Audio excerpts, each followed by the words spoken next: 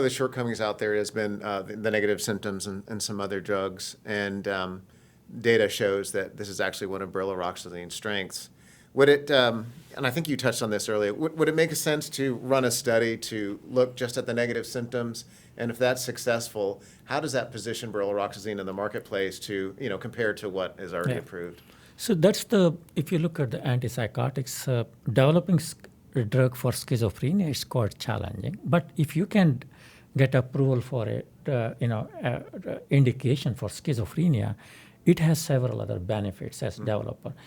Since schizophrenia is closely related to other mental illness like depression, bipolar, even the negative symptom is considered as a separate, can be considered as a separate indication. Okay.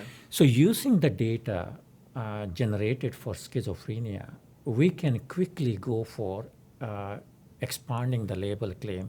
In other words, additional indication. Basically, you are using the data support the additional indications. Yes, you need to have a additional indication. For example, at least to my knowledge, regulatory guidance for going for negative symptom. If you have a good activity generated on the secondary endpoints in schizophrenia trial, so with a single trial, well-controlled single trial for negative symptom, predominantly negative symptom patients, if the drug shows significant efficacy, with the single trial, you can get approval for one indication. That's what we intend to do, to develop this drug for negative symptom.